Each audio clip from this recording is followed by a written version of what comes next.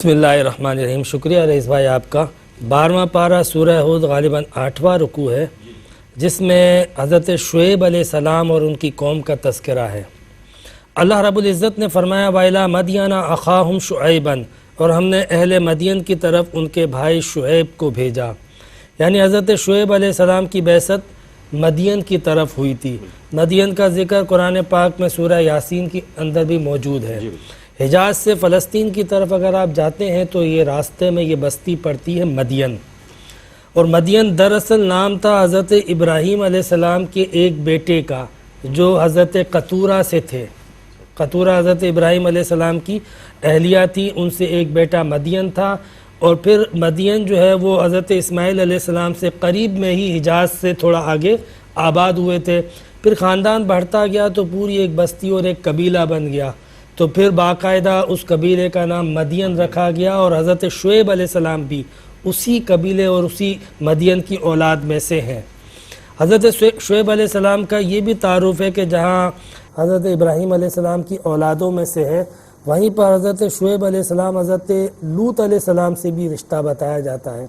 एक कौल के मुताबिक लूत अलैहिस्सलाम आपके नाना है, और एक कौल के मुताबिक आपके पर नाना है। तो बहरहाल हज़रत शुएब अलैहिस्सलाम से रिश्ते के अलावा ये भी बताया जाता है कि हज़रत मूसा अलैहिस्सलाम के ससुर भी शुएब अलैहिस्सलाम हैं।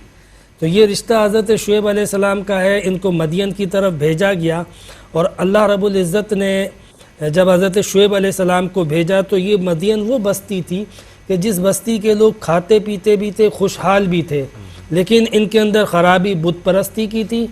दूसरी एक बड़ी अहम ख़राबी थी जिसको फोकस किया।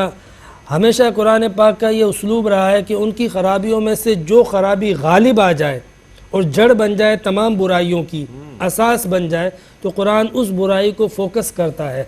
कुरान पाक में बताया गया वला तनकुसुल मिक्याला वल मीज़ाना, कि तुम जो है वो माप तोल में कमी मत करो। ये जो माप तोल में कमी करते हो तो मुझे डर है कि तुम पर बहुत बड़ा अजाब आएगा। या कौमी औफुल मिक्याला वल मीज़ाना बिलक़िस्त वला तब खसुन्नास, ए मेरी कौम तुम जो है वो माप तोल इंसाफ के साथ करो और कमी ना करो लोगों की अशिया के अंदर। वला तअसौ फिल अर्दि मुफ़सिदीन, और मुफ़सिदीन की तरह जो है वो ज़मीन में फ़साद ना मचाया करो।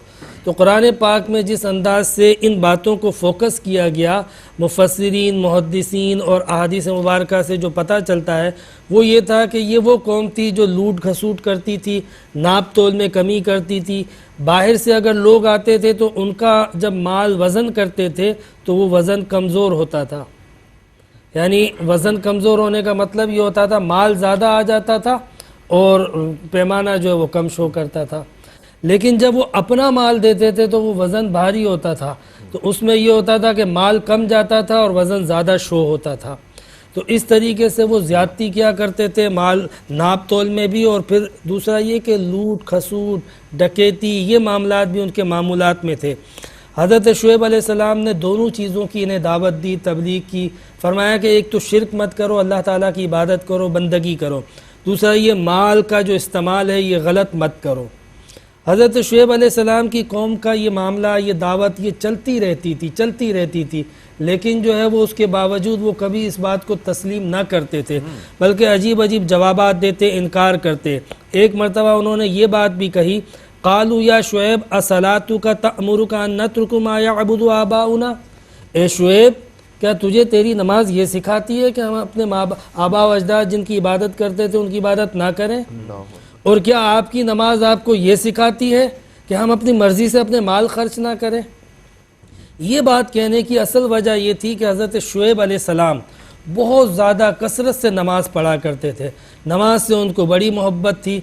तो अब उन्होंने तनकीद किस पर की? नमाज पर। जिस तरह फ़ी ज़माना आप देखते हैं कोई शख्स टोपी पहनता है या दाढ़ी रखता है तो हमेशा उसको तनकीद का निशाना बनाया जाता है। यहाँ पर एक ख़ास जो बात ज़ाहिर की गई वो ये की गई कि हुक्म तो अल्लाह ने दिया था कि माल को गलत इस्तेमाल मत करो, गलत तरीके से हासिल मत करो। अब अल्लाह के ऊपर तो तनकीद बराह रास्त हो नहीं सकती थी, तो तनकीद नमाज के ज़रिए की जा रही है कि तुम्हारी नमाज ये सिखाती है कि हम अपनी मर्ज़ी से माल भी खर्च ना करें। जिस तरह आजकल कहा जाता है, कोई अगर हुक्म कुरान, कोई हुक्म इलाही सुना दिया जाए تو یہ تاریخ گواہ ہے رئیس بھائی، تاریخ گواہ ہے، جب کبھی بھی اللہ کا حکم سنایا گیا تو سنانے والے کے لوگ دشمن ہو گئے، براہ راست اللہ تبارک و تعالیٰ کی مخالفت نہیں کی، انکار نہیں کیا، لیکن وہ شخص کہ جس نے سنایا اس کی مخالفت اور اس کا انکار کر دیا گیا۔ یعنی آج بھی یہ آپ دیکھتے ہوں گے کہ جب اللہ رب العزت کے احکامات سنائے جاتے ہیں تو یہ کہنے کے بجائے کہ یہ قرآن کی باتیں ہیں، یہ اللہ کے احکامات ہیں، یہ تو کہہ نہیں سکتے، یہ کہا جاتا ہے یہ مولویوں کی باتیں ہیں، اور اس کو پھر تنقید کی جاتی ہے۔ بالکل یہ معاملہ اس وقت بھی پیش آیا۔ حضرت شعیب علیہ السلام سے ان کی قوم نے کہا کہ تمہاری نماز تمہیں یہ سکھاتی ہے۔ بہرحال شعیب علیہ السلام نے انہیں سمجھایا، انہیں ڈرایا اور کہا کہ وَاسْتَغْفِرُوا رَبَّكُمْ ثُمَّ تُوبُوا إِلَيْهِ إِنَّ رَبِّي رَحِيمٌ وَدُودٌ۔ تم اللہ سے توبہ مانگو اپنی باتوں سے اور اس کی طرف رجوع کرو، توبہ طائب ہو کے اس کی طرف بڑھ جاؤ، اس کے ہو جاؤ، میرا رب بڑا رحیم ہے، بڑا محبت کرنے والا ہے۔ یہ بات جب ایک پیغمبر کی زبان سے سنتے ہیں تو اس کا ایک لطف ہی الگ ہو جاتا ہے کہ جب نبی اپنی قوم سے کہے باوجود ان کے گناہوں کے، گستاخیوں کے، نافرمانیوں کے، پیغمبر جب یہ کہہ رہا ہو کہ توبہ کرو، رب بہت معاف کرنے والا ہے، وہ معاف کر دے گا، وہ اپنے بندوں سے پیار کرنے والا ہے۔ تو جب وہ پیغمبر خود جو ہے یہ بات کہتا ہے تو اس کی ایک اہمیت، مٹھاس اور یقین بڑھ جاتا ہے۔ حضرت شعیب علیہ السلام نے اپنی قوم سے کہا، لیکن آپ دیکھیے ان کی قوم نے جواب کیا دیا، کہنے لگے قالوا یا شعیب ما نفقہ کثیرا مما تقول، آپ جو کہتے ہیں وہ ہماری سمجھ میں ہی نہیں آتا، آپ کی باتیں ہمارے پلے ہی نہیں پڑتی ہیں۔ وَإِنَّا لَنَرَاكَ فِينَا ضَعِيفًا، اور آپ کی حیثیت کیا ہے، آپ تو بہت کمزور ہو۔ یہ ایک الگ انسانی نفسیات ہے کہ کوئی شخص بھی اپنے سے کمتر کی بات سننے کے لیے تیار نہیں ہے، یعنی دنیاوی اسٹیٹس اگر اس کا کمزور ہے، چونکہ اس وقت پیغمبر کی دعوت کے مقابلے میں سارے عمراء، سارے رئیس، سارے مالدار لوگ جمع ہو جاتے تھے، اور وہ کہتے تھے اب مالدار کو کوئی سمجھانے والا ہو تو وہ بھی مالدار ہو، تو ایک غریب آدمی سمجھائے یہ ان کے مطلب شان کے خلاف محسوس ہوتا تھا۔ تو انہوں نے یہی تانا حضرت شعیب علیہ السلام کو بھی پیش کیا اور کہا کہ آپ تو بہت کمزور ہو۔ کہنے لگے وَلَوْلَا رَحْتُكَ لَرَجَمْنَاكَ وَمَا أَنْتَ عَلَيْنَا بِعَزِيزٍ، اگر آپ کے کنبے کا خیال نہ ہوتا تو ہم آپ پر پتھر برساتے، آپ کو سنسار کر دیتے، اور آپ کو اتنے پاورفل بھی نہیں ہے۔ حضرت شعیب نے بڑا زبردست جواب دیا، انہوں نے کہا کہ میں اگر تمہاری برادری سے ہوں تو کیا میری برادری کا ہونا یہ زیادہ دباؤ ڈالتا ہے؟ اللہ کا خوف تمہارے اندر نہیں ہے، خوف خدا تم پر ذرا بھی نہیں ہے، تم نے خوف خدا کو پیچھے ڈال دیا اور برادری کو آگے رکھ دیا۔ ٹھیک ہے، اب جو کرنا ہے تمہیں کرو، میں نے جو پیغام دینا تھا سو میں نے پیغام دے دیا۔ اس طرح کے الفاظ جب بھی کوئی نبی استعمال کرتا ہے سمجھو کہ یہ اب عذاب کا اعلان، اظہار ہے۔ حضرت شعیب علیہ السلام نے ان کو سمجھایا، وہ نہ مانے۔ قرآن پاک میں ذکر ہے وَلَمَّا جَاءَ أَمْرُنَا نَجَّيْنَا شُعَيْبًا وَالَّذِينَ آمَنُوا مَعَهُ بِرَحْمَةٍ مِنَّا، اور جب ہمارا عذاب آیا تو ہم نے شعیب اور اس کے ساتھ جو لوگ تھے ان کو بچا لیا۔ وَأَخَذَتِ الَّذِينَ ظَلَمُوا الصَّيْحَةُ فَأَصْبَحُوا فِي دِيَارِهِمْ جَاثِمِينَ، شعیب اور ان کے ساتھیوں کو بچا لیا اور پھر چنگاڑ نے ان ظالموں کو آ کے اس طرح پکڑا کہ اوندھے پڑے تھے اپنے گھروں میں۔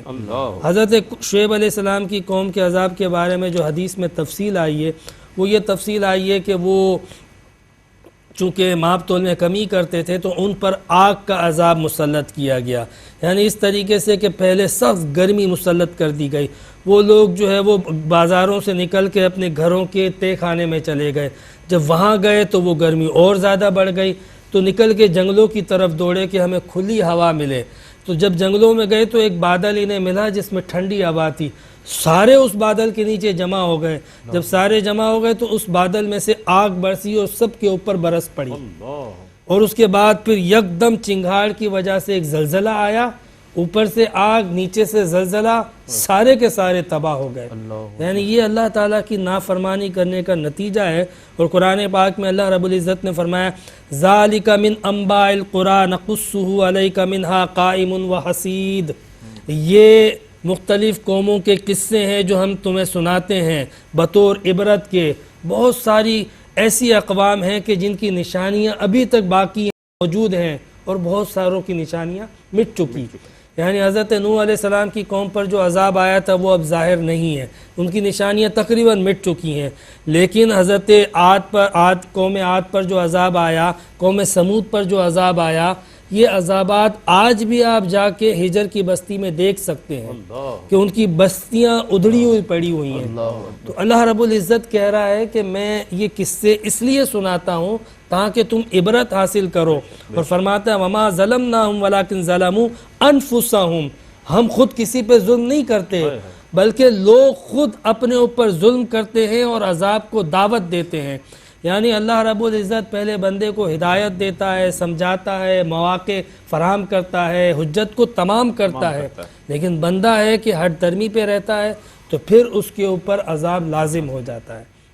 اللہ رب العزت نے ارشاد فرمایا کہ وَمَا كَانَ رَبُّكَ لِيُهْلِكَ الْقُرَىٰ بِظُلْمٍ وَأَهْلُهَا مُصْلِحُونَ. یہ اللہ تعالیٰ کی شان ہی نہیں ہے کہ اللہ تعالیٰ کسی بستی پہ عذاب نازل کرے اس حال میں کہ اس بستی کے لوگ صالح ہوں، اس بستی کے لوگ نیک ہوں، ان میں کوئی کوتاہی نہ ہو.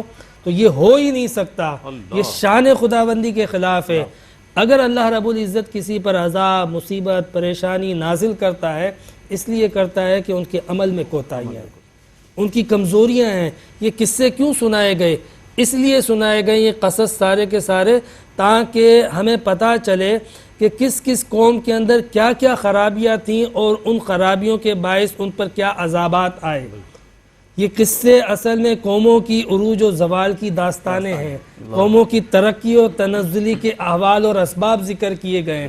یعنی بظاہر کہنے کو ایک قصہ ہے لیکن یہ کوئی عام کہانی نہیں ہے، بلکہ اللہ رب العزت لوگوں کو نصیحت کر رہا ہے کہ کس طریقے سے لوگ ترقی کرتے ہیں اور کس طریقے سے لوگ تنزلی کا شکار ہوتے ہیں، کب اللہ تبارک و تعالیٰ کا انعام اترتا ہے اور کب اللہ رب العزت کا عذاب اترتا ہے. تو اللہ رب العزت نے ایک بالکل دائمی اور آفاقی اصول بتا دیا کہ اللہ رب العزت کی یہ شان ہی نہیں ہے کہ اللہ تبارک و تعالیٰ کسی بستی پہ عذاب اس حال میں نازل کرے کہ وہاں پر نیک لوگ موجود ہوں. تو بہرحال اس طریقے سے اللہ رب العزت نے ان قصوں کو بیان کیا اور لوگوں پر جو عذاب آئے، تباہی آئی، بربادی آئی، یہ قرآن کا پیغام ہے کہ اس کو ہم سمجھیں. یہ قرآن کی نصیحت اور دعوت ہے. اللہ رب العزت ہم سب کو قرآن فہمی کی، قرآن دانی کی توفیق عطا فرمائے کہ ہم قرآن کے پیغام کو، قرآن کی تعلیمات کو سمجھیں اور اس کو عام کریں. وآخر دعوانا الحمدللہ رب العالمین.